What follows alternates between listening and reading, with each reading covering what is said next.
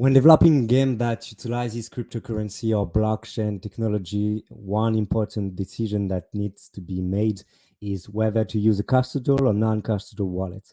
A custodial wallet is one where the private keys are managed and stored by a third party, like a game developer.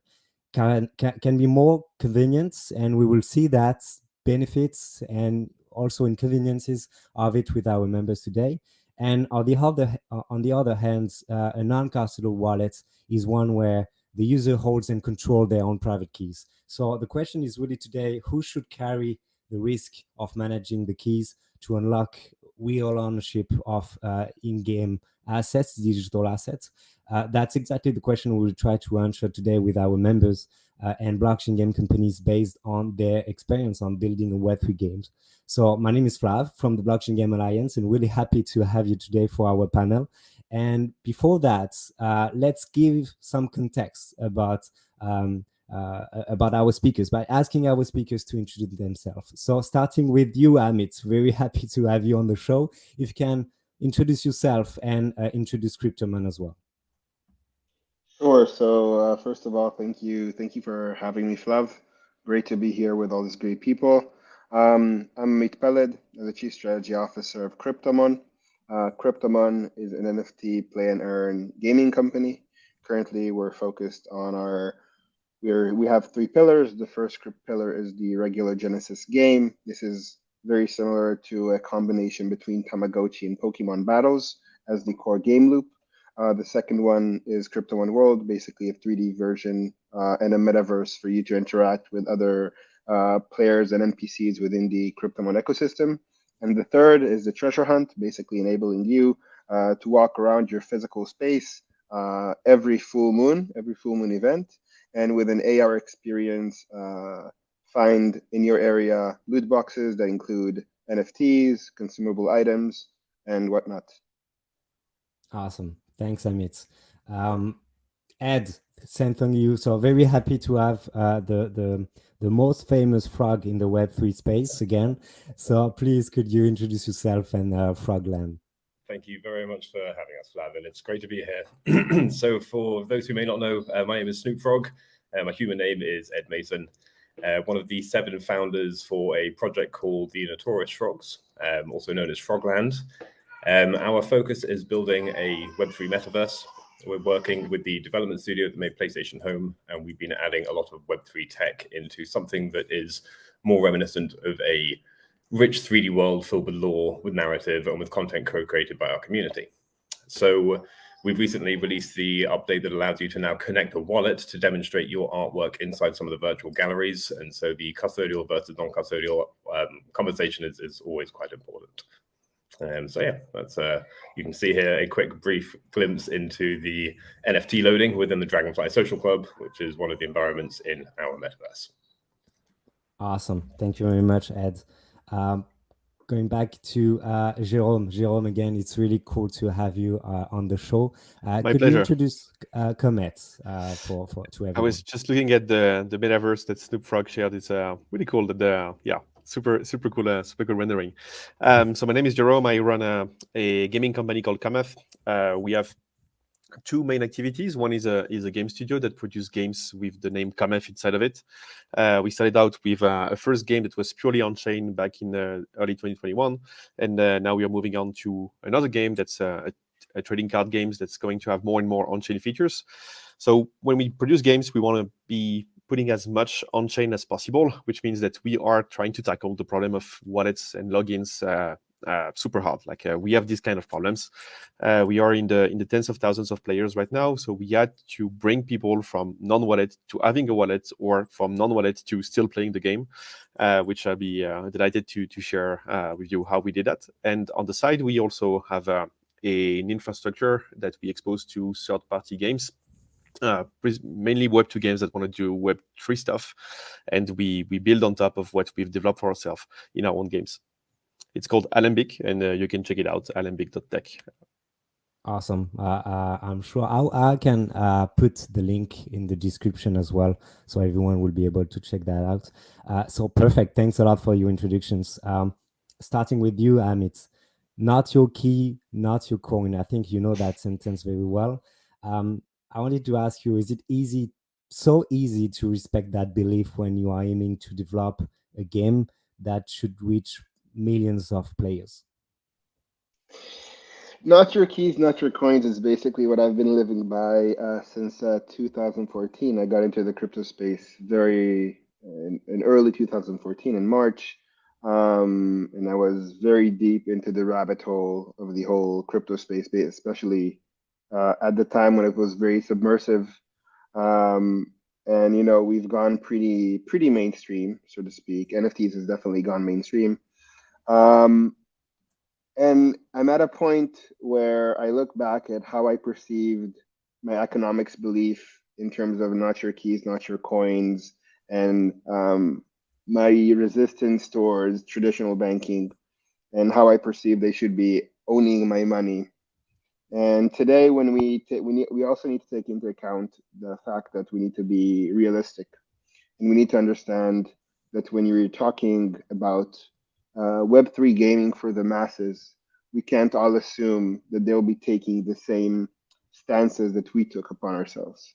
So when I'm looking at myself in a personal perspective, I will always say to everyone, not your keys, not your coins, always self-custody, especially large amounts. Never give another entity a large portion of your funds to manage it for you. You never know what's going to happen. We saw FTX crash.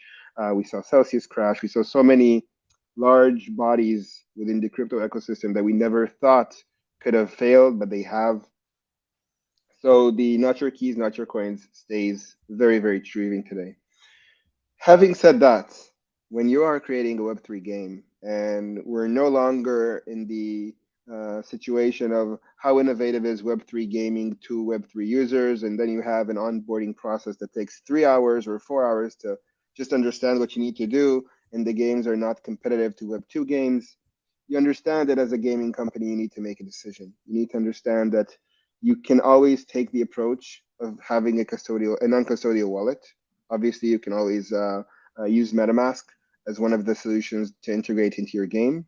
But if you want to onboard the masses, if you want to make your game available to Web2 users, which was always our goal ever since the day we launched, it was May 2021, our focus was reaching the masses with what we can offer in terms of Web3 capabilities. And in order to do that, you need to have a very simple process due to the high IQ barrier that exists into crypto. I'm not saying IQ barrier is something that is condescending in any way, obviously. It's not that people that are not in crypto are not smart. I mean that in order for you to get into crypto, especially non-custodianship, it has a very high barrier of entry. It needs you to have a lot of different aspects to understand from a tech perspective. What is a cryptocurrency? What is an NFT? What are the different wallet opportunities? How do I hold my private keys? What are the different chains? What are the different let's call it gas currencies that I need to hold in order to use those chains? Super complicated for someone that is just want to play a game, right? He just wants to enjoy a very cool game he saw a user acquisition video about, and if you want to make it understandable and accessible for them, you can no longer only use non-custodial solutions. You need to have custodial solutions that are custodial based, but also that are very simple for them. So for example, some of the solutions that use just an email address and password in order for you to register. And this simplifies the onboarding process for sometimes from 2.5, 3 hours to 2-3 minutes. And in gaming, I have a gaming background. I came from the gaming sector before I worked in Cryptomon. Every second matters. Every second that you increase the onboarding flow of a user, it increases the likelihood of them dropping off and not being retained users. And due to that fact, you need to take this into account. And we have took this into account, obviously. And even if my personal perspective is always not your keys, not your coin, on a personal level, when I look at a bank, when I look at a game, I trust it. If I trust the gaming company that manages this game. Obviously, if the game collapses, for example, the game assets doesn't have real value, right?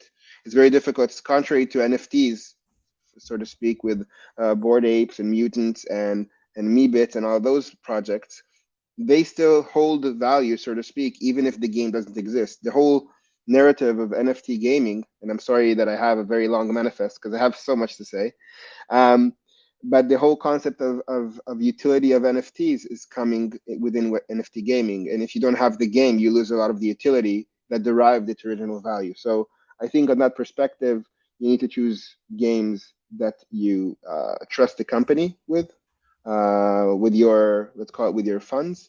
And from a game developer perspective, it's super important to take this into account when you want to onboard the next wave of Web2 users into Web3. Okay, interesting.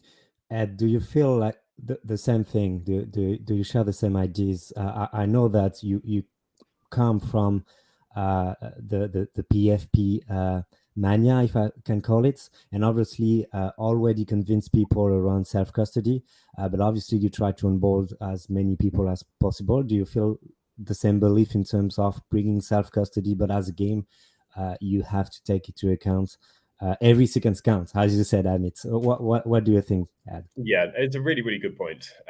Because of course this is friction, and whenever you have friction, the likelihood of losing customers is always quite high. So to remove that friction, a few things can be done, but ultimately that's normally going to rely on users learning a little bit, and educating people is always time consuming and expensive, or you, the game, having to do a lot of technical sort of jumping through the hoops on the back end, which again leads to problems and all sorts of sort of potential bugs and things that need to be fixed out.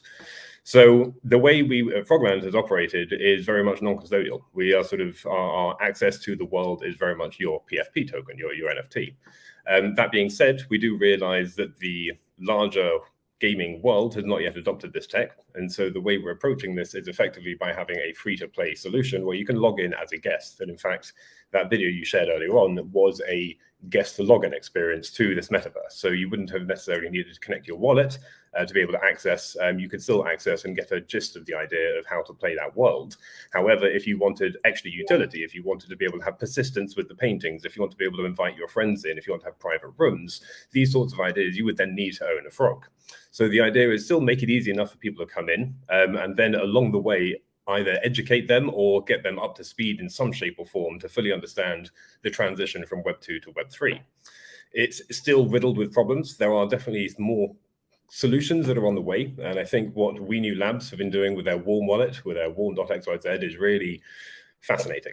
It's something we've been looking into. Effectively, you add 2 lines of code to your Wallet Connect system. If you have preemptively created a warm wallet, you're effectively creating a proxy burner, for lack of a better word, that proves you have ownership of some valuable NFTs. And effectively, you then use that burner as your way to operate with platforms that support this technology. So you never have to risk doing anything that would endanger your NFTs, and you still have the feel of being sort of accessing the entire token-gated world. So there are solutions on the way out. I think definitely the space does need to evolve a little bit more, but there are ways that you can still bring people in and then encourage them to want to learn how to become Web3. And Web 2.5 is certainly a good place to start, but Web3 is where I think we need to finish. Awesome. You actually answered my last question, but that's okay. I will ask this question again. But thank you very much, Ed. Actually, the same question for you, Jérome.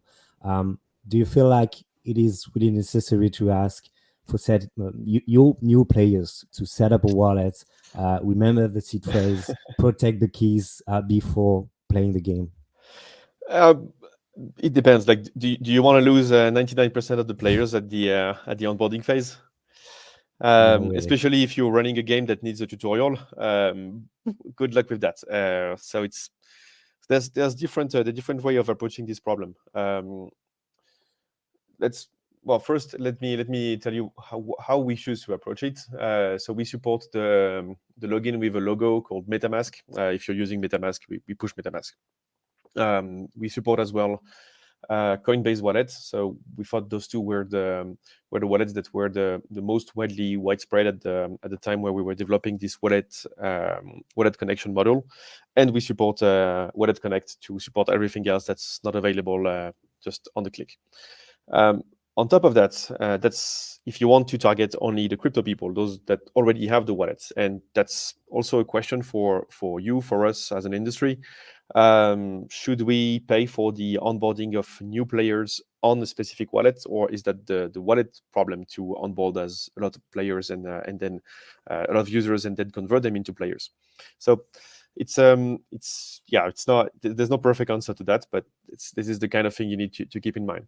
And on top of that, we support also Tor.us, tor.us, which is a wallet built on top of Web3 OS.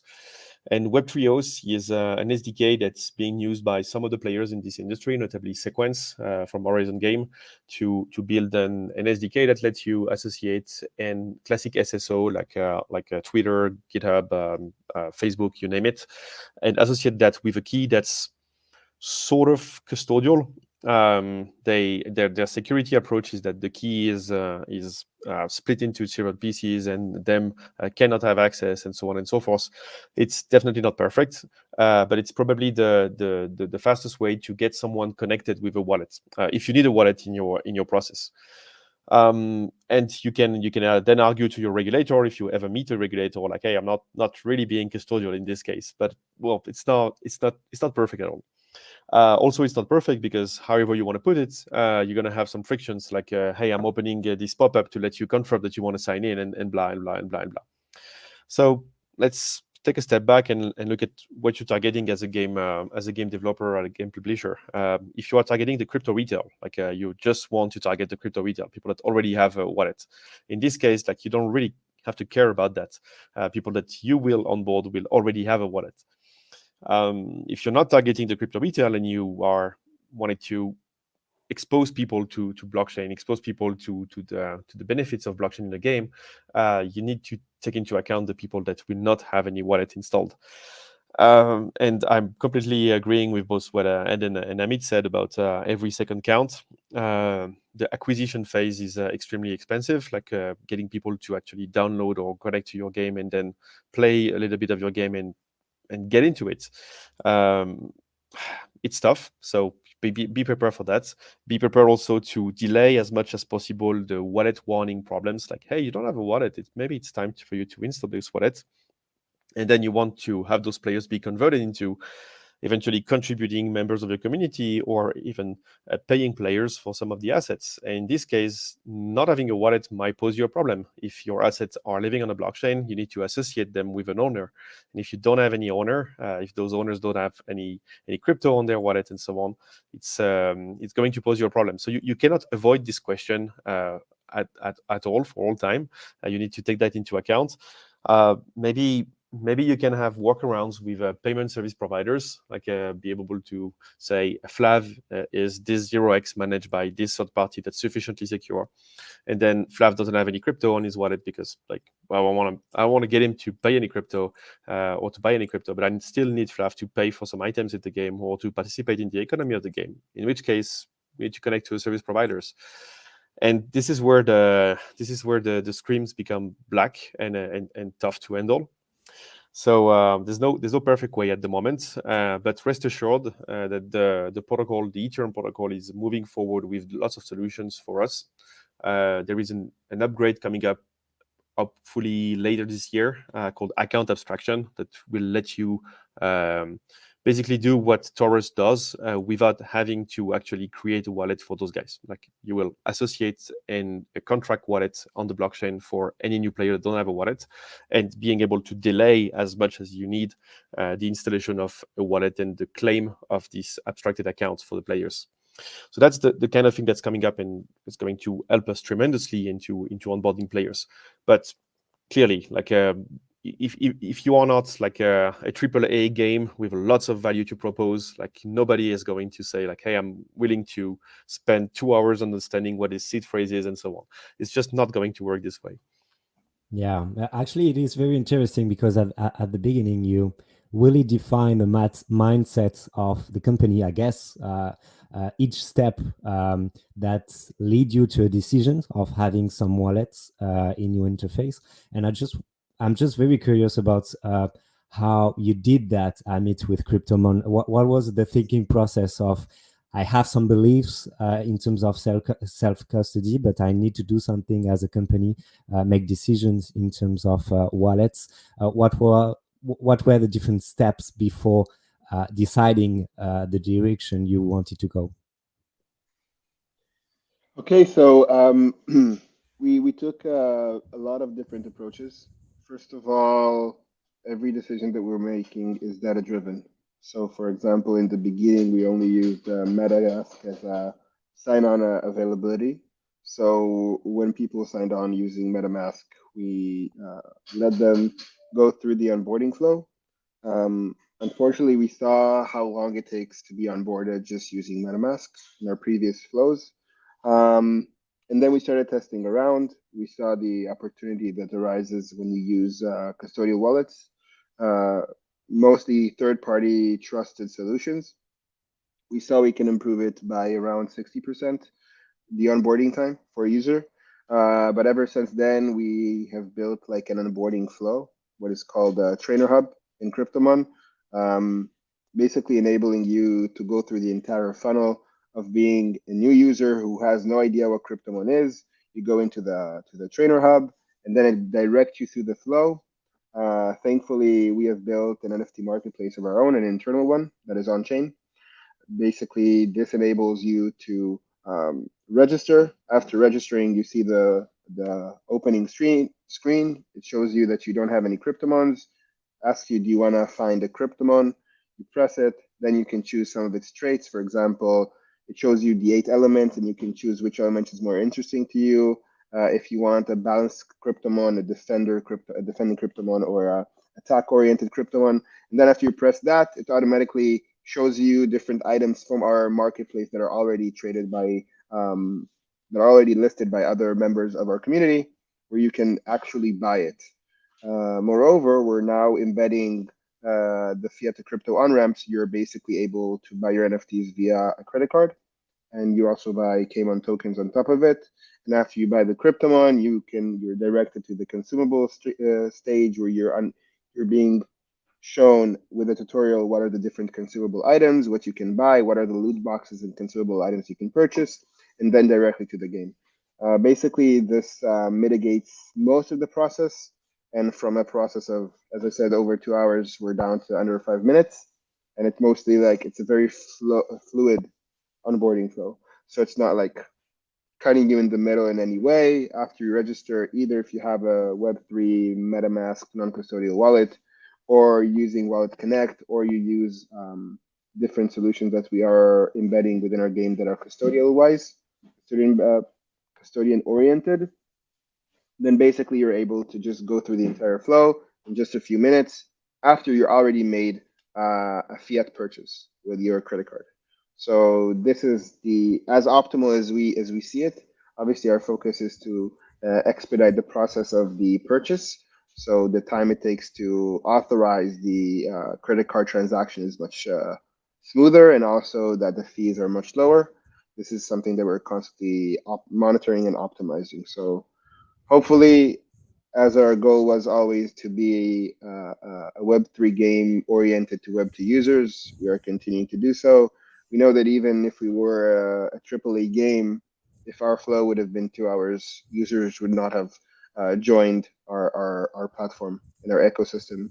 And basically, as a gaming company that is reliant upon player versus player, you need to have a very large user base of daily active users in order for the ecosystems to function properly. So on that front, this is how we approached it. Yeah. Hey, Amit, can you disclose which payment service providers you're using? Because those guys need a shout out. Yes. Our fiat to crypto on-ramp is Simplex, and our Simplex, okay. Yes, and our custodial wallet is Magic Link. Awesome. And actually, one of the thing that surprised me is obviously you have different plans for the game, and you started with the desktop application, and after that the app, the mobile app. And as you said, it's very, very fluid, the kind of experience you could have as a player, and the integration of which NFTs you have and how it is builds into your experience on the mobile app. It's very impressive. So maybe we could get back to that just after. But Ed, I think it's a question not only for you, but to start with, you have so many possibilities in terms of technology based on the fact that you would like to have to offer custodial wallets, non-custodial wallets, the use of seed phrase, key managers system, like multiple ways to secure your private keys, MPC, multi-party computation, multi-signature. In terms of security, you could have a lot of things, but actually yourself as a game, what are you looking for when you try to understand a wallet and how it could benefit your players? So the way we are addressing this is, again, because our primary audience are already familiar with crypto and with NFTs, that makes our onboarding process a hell of a lot easier. 99% of people who will play our metaverse will already be in the Web3 space in some shape or form. So we haven't had that much of a concern, which is somewhat helpful because the game is not fully built. The way we are sort of building in the open is working with our community to determine what kind of content and mini games and engagement we want to be building into this world in preparation for the onboarding of the Web2 space. So we are still in the benefit of not having to have final decisions on a lot of those questions, so long as we can provide token-gated access to our community, as well as provide non-token-gated access to a non-Web3 community, then we feel we're covering both of the bases initially. And while we continue to develop, we'll continue to bring out elements of Frogland on different devices. And I heard what Amit was saying, sort of having both a desktop client and a mobile client. We see that as being very important. So one of the first mini games we're releasing, Frosty Toad, is going to be playable by our community as a sort of a beta over the next few days, but by the sort of larger mobile community as this is released as a Web2 app on the traditional app stores as well. So the view is here, try to teach people about the fun and engagement they can be having in this world, and then show them the benefits that they would have if they owned their own NFTs, if they had access to their own keys, and how they can start enjoying a slightly different world to what they may have already been used to in the Web2 space.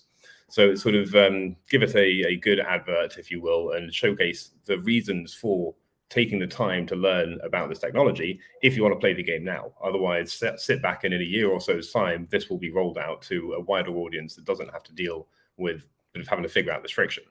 But I think we need to learn from history. You know, the very idea of having interoperable digital assets is so important. And I think the sooner anyone cottons onto that, I think the gamers will not necessarily understand NFTs. I'm sure it'll have some new fancy word like resellable digital assets or something that indicates something they're familiar with in skins.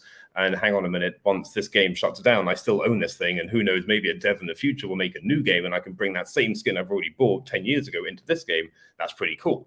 So that penny drop moment hasn't happened yet. And as soon as it does, we want to be a platform that is ready to accept those individuals who are then willing to take that plunge into figuring out how this tech works. But again, we have time somewhat on our side while we are dealing primarily with a Web3 community as we build this platform out. Okay, very interesting. And actually, you tackled that at the beginning, and it's very interesting to see what's happening in the space in terms of wallet providers. I wanted to ask you that question, Jérome. Do you feel like we are still in the early days? So Ed said yes, but for you, do you feel like we are still in the early days? And even if you made choices in terms of wallet, you are looking for better ways, better infrastructure, because you know that something better will come along the way. Maybe because I know that you're pretty active on the space yourself as a technology, not only as a game. Are you looking for developing something specific yourself, maybe? Well, early days. How many blockchain games are there? Maybe a question for you, Flav. How many members of the BGA today? 500 companies. 500 companies. So it's fair but to say that not every members are game companies, which sure, but that represent a decent proxy of what the space should be. Like, let's say it's three times as big, or 4 times as big. Like it's 2,000 companies trying to build games or getting interested into building those games with Web3 elements inside of them. So that sounds like the early days, because if you look at what's live and playable today, or in a finished state, I think we can say like it's about 100 games that are that would count as a game for a traditional Web2 journalist that is Web3 maybe curious but not yet convinced. When you look at what VCs spent in 2020, 2021, and somewhat in the early days of 2022, there are a lot of projects out there that are building up. So we're still in the early days. we're still in the early days, and the low-hanging fruits for games that are live today or getting live in the next months will always be the people that already have a wallet. So that's why being on platforms that can make you shine inside their wallets is super important. Like getting close to the guys from Ledger, getting close to the guys from Coinbase wallets, getting close to eventually if MetaMask starts to deploy apps inside MetaMask, that's also going to be an interesting play and so on. But today, onboarding Web2 players is really challenging. Right? Yeah, it's always going to be challenging, and you have workarounds that Amit, that Ed described. It's great, but it's workarounds. It's not as efficient as what you would find in the Web2 space. And if you are trying to bring those Web2 players into Web3, you are competing at the same time with games that are much easier to play. So when you look at your acquisition costs, like don't cry. That's the way it is, and you will always be the game that brought those guys to Web3 if they decide to bring your game to play your game.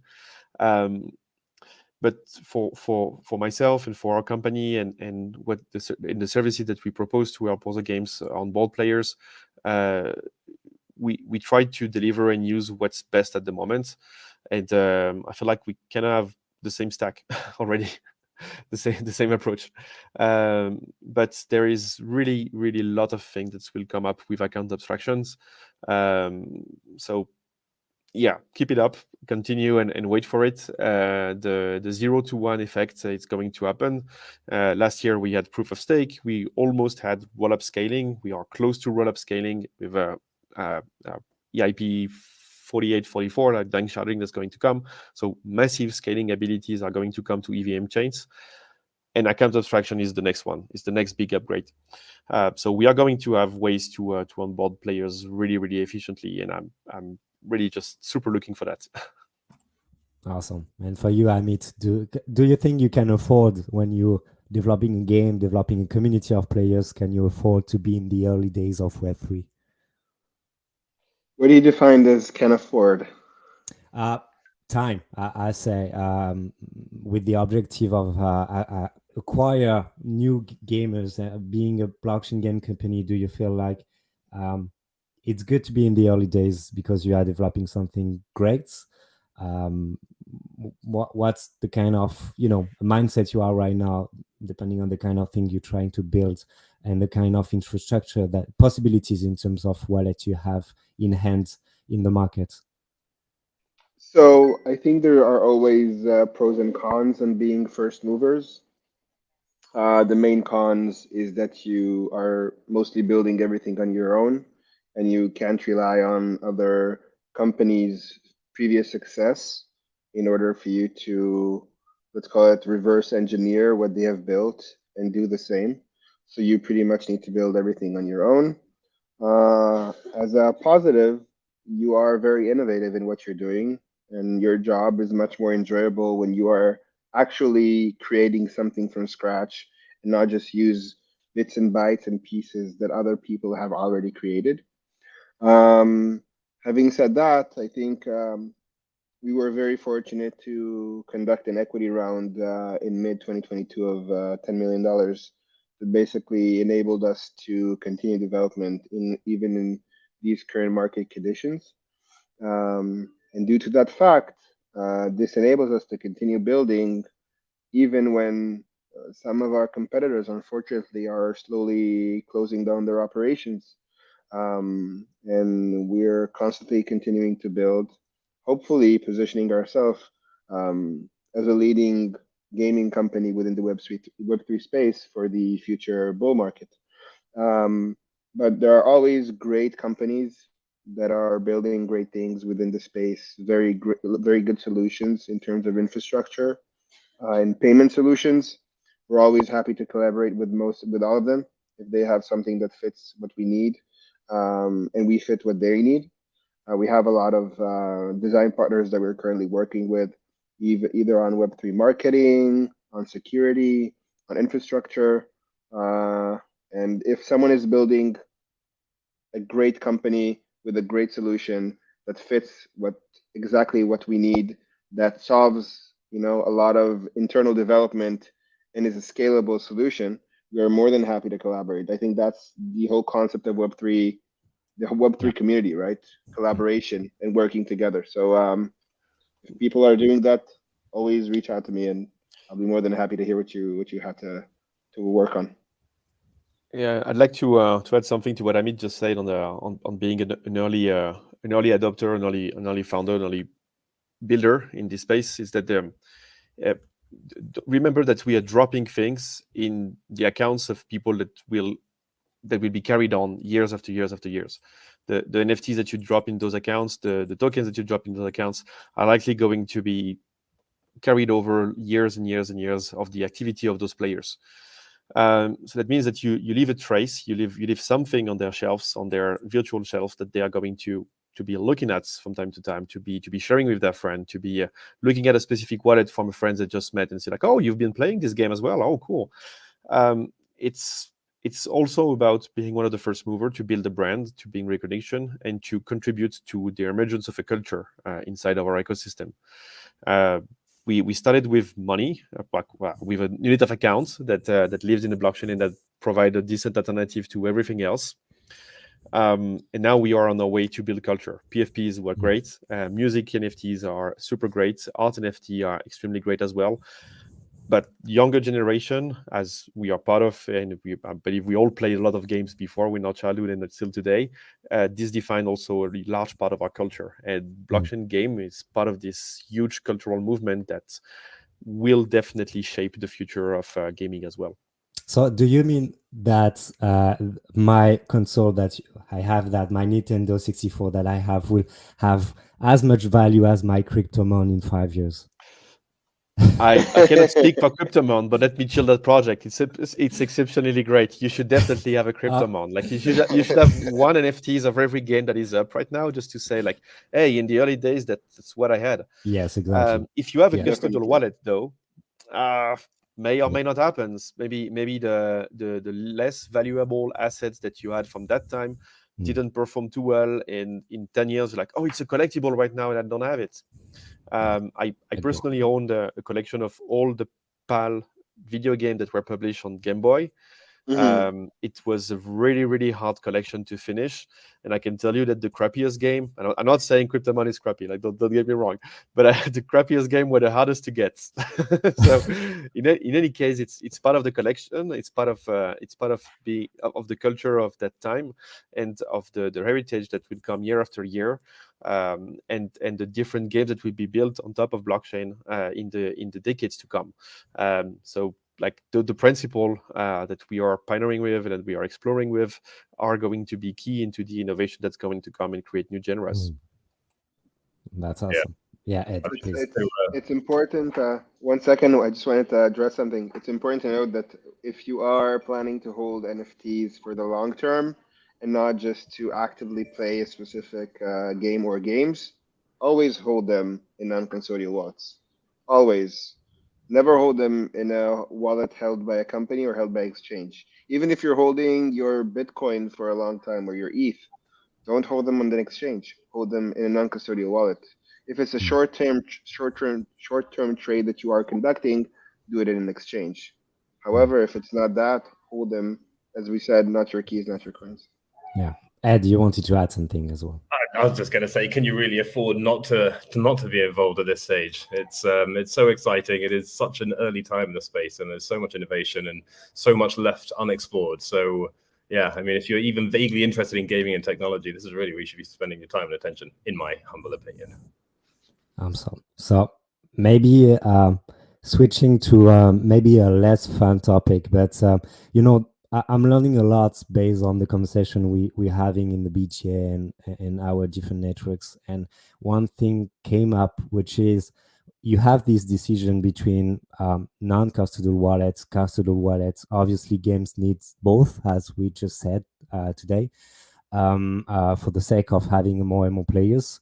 There is something that need to be addressed, which is if you're asking for the two of them, obviously non-custodial wallet is because you want to really have this the control. You want to control all of that, and something up, which is when you suggest the two, which is custodial and wallets, and maybe the opportunity to log into the game with an email.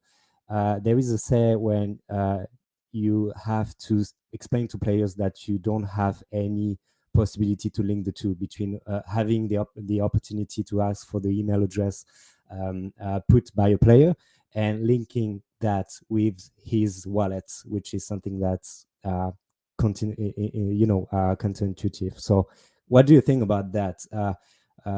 Is it even a conversation? Because I find it very interesting to tackle that subject, because obviously if you want to own your in-game assets, but you do want to do it efficiently with an email that you just need to put with your login, having these two information could be dangerous. So how you tackle that, if you do tackle that subject? I don't know which one will be able to start. Well, I mean, I think a great solution that we're seeing introduced at the moment is We Knew Labs Warm Wallet. So I think 10KTF realized when they started introducing their game that people weren't necessarily playing the game because they didn't want to risk their various valuable NFTs by connecting, even though it was on the 10KTF website. So I think that prompted them to come out with this warm wallet tool, which allows you to have this proxy wallet where you are proving that you own valuable NFTs that will give you token gated access.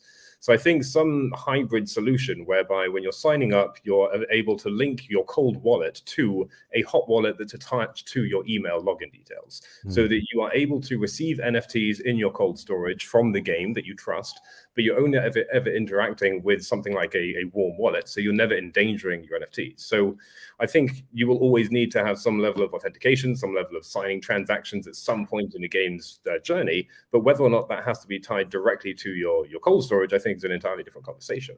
Yeah. So we're seeing now with Yuga acquiring We Knew Labs, we're now seeing the Bored Apes introduce being a token gated access using warm wallet to the other side as well. We've got an interesting AI image generation platform called AI Blocks that again is token gated, and if you have a warm wallet and a 10KTF NFT, you get access to some cool 10KTF AI models. So this is beginning to get used more and more, and I think as soon as someone figures out that back-end hoop that needs to be jumped through that allows someone to put in an email address, have that entire process automated for them, so that they have cold storage with valuable NFTs protected and access to a burner, so to speak, that's a warm wallet, I think that will be a good step in the right direction. Still friction, but certainly better than risking and still giving the benefit and the power to the players, where they're still sort of in ownership of all their keys. It's both enlightening to hear about those workarounds and tremendously awful to hear that you have to go through all those workarounds. And this is it. Removing the friction is what's going to make life easier. And it's not, again, it's the Wild West to be so cliche. There are no tutorials online for you to follow. There's no YouTube videos for you to look into. You literally just have to figure it out yourself. And working in a collaborative capacity with a lot of the smart people in the space, these solutions are around the corner. So we can certainly work with the best of what we have and remove the friction as best we can. But certainly in 3 months, there's going to be some crazy new solution no one even anticipated about that puts all of this behind us, in my opinion. I'm quite the optimist, though. Yeah, there's a company called Sismo. It's based in France, SISMO, that creates zero knowledge proof badges that you can carry around. And it's easy to interpret to say like, hey, this is what I own, and I can this cryptographic proof is actually carrying what I own. So you don't have to know anything about me except that this is what I own. So that clever solution. How to integrate it? How to find a workaround with it? It's also like. But you know, we look at the landscape and we see that there's so many solutions that are available. So, given enough time and pressure, your dev team could be able to integrate them and find suitable workarounds. We need one standard to unify all the other standards. I think that in terms of how I look at it, I'm very realistic as to how I perceive Web 2 adoption of Web3 games. Ideally, when looking at a Web3 game, I would have want all Web 2 population to be onboarded into Web3, so I can offer my solution in a Web3 manner that also enables all of them to use non-custodial wallet of their own. Because I don't wanna be holding their assets. I want them to hold their assets. That's one of the concepts of Web3 gaming and NFT ownership. I want them to be holding their assets. I want them to be able to trade them. I want them to be able to enjoy the milestones and the assets that they're generating in game and trade them. Obviously, that's the goal. However, we also need to take into account that as a Web3 gaming company, we don't pay, let's call it Web2 hyper casual prices on user acquisition in terms of CPI. We pay much higher prices because not only are we paying the, let's call it the Web3 Premium, because it's a very complex process to onboard them, contrary to regular Web2 games within the App Store and Play Store that are seamlessly onboarded. It takes a while in order for them to play your game. At least in the meantime, for us, you need to buy an asset. Moving forward, they'll have a synthetic asset. They'll not need to buy an asset in order to play. They can work with they can train and nurture their synthetic asset until they want to migrate everything that they've done to an NFT. But in the meantime, we're basically dependent on them buying assets, and it's not a CPI type of action. It's not a CPI, it's a CPA, and CPAs are far more expensive. You pay 20x, 30x on your CPI. So on that perspective, if we are looking to grow our company and grow our DAO organically, we have to sustain it using a Web2 solution that makes the facilitation of onboarding much simpler. And yeah, I consider it Web 2.5. I don't consider it Web 2. I don't consider it Web 3. Obviously, my focus is building the Web 3 ecosystem while also nurturing the Web 2 ecosystem. There are two different audiences. When you get down to it, like the NFT that you have on your wallet were something that was encrypted in the blockchain, like it was written in the blockchain, and someone had to pay for this encryption. And when you mentioned like the WebFree Premium, we try to break it down between getting people to actually look at your project. That's advertisements and so on and so forth. Like that's you can go close to the classic Web2 acquisition in that respect. But then installing the wallet, like, all right, you need to have a wallet now. So that's lots of friction, and that's debatable. And again, who should pay for it, and should you get a grant from a wallet company to push their wallet, for example? That can be a revenue stream interesting for some hyper casual games. Like, hey, I'm onboarding people on a hyper casual games, and at the end you end up installing, I don't know, like Rainbow Wallet, and we drop you something that has some sort of value, because like Rainbow Wallet accept to pay like $5 per new installs, and it turns out like we have validated that you're not about, you played, you enjoy yourself. Like, here we go. But then those newly onboarded people, they need to get the native token of the blockchain you're using. So that's another step for friction, right? Before they are able to do any purchase on your peer-to-peer marketplace, any contribution, buy the new level, buy something else, contribute to any meaningful way to the economic system of the game. In that respect, like, should you get a grant from the specific blockchain you're using? Should you get a grant from Polygon, Tezos, whatever you're using? Because you're actually bringing them acquisition of new users at the end, and finally you get your collectibles. that's what we think is the complete path to WebFree Premium on acquisition, and there is no all-in solution right now that covers everything and make everything smooth. So yeah, Web 2.5 is maybe the right way to put it. Yeah. But in the short to midterm, we have account abstraction. We have also rollups that will let you potentially pay for the fees, the transaction fees of your users in a much more healthy way. And it's coming up. That's the good news. It's coming up. So as you may have understood, I'm super bullish, but I'm also really impressed by what everybody in the field is trying to do to tinker around and find interesting solutions to the problem they are having right now. And managing the communities as well. Like, they are like, hey guys, why don't you do more acquisition? Why don't you do more marketing? Like, let's push this game. It's awesome. Like, well, yeah, guys, but like, if I pay $10, I may be getting one guy, or if I pay $5, I may be getting more guys. It's tremendously hard until we get into full Web3 speed. And we have to manage expectation on that as well. Very interesting. Actually, we really focused on our conversation on infrastructure, people, let's say Web3 people, obviously. Jérome, in a space, especially in the French in France, do you feel like we know how much trouble Web3 game companies have in terms of really understanding the regulations in place around crypto, blockchain, in-game assets. It's a question for you, but actually for everyone. Is this a misunderstanding of the regulation in place is impacting your ability to make the good choice, the good decision with wallet solution? I feel like Sorare is taking a lot of hits for all of us. So thank you if you're listening, Sorare team. Thank you for taking all of those hits for us. And infrastructure-wise, they are on their own L2s. On their own L2, they are bridging Web 2.5 with lots of capital, of course. Like it's pouring a lot of money to make something that works well and that onboard people well. But that's an example that we should be aware of. It's not a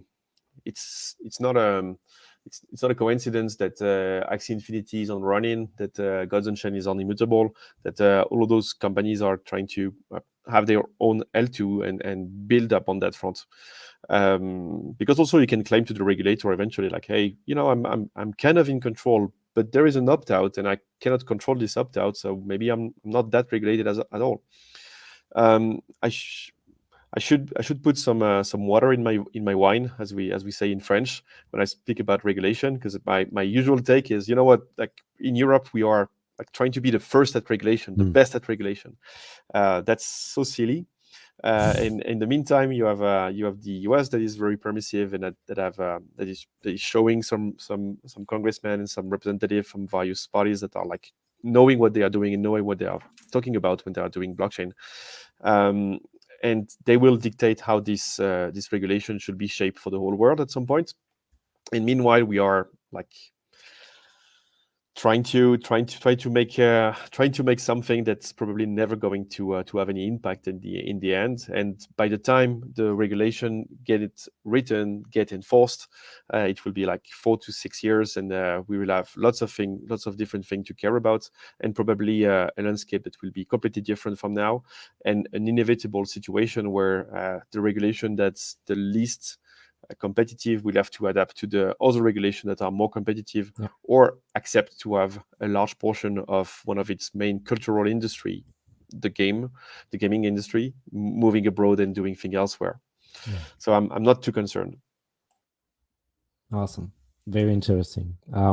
Guys, I just wanted to thank you for our conversation. It was very insightful.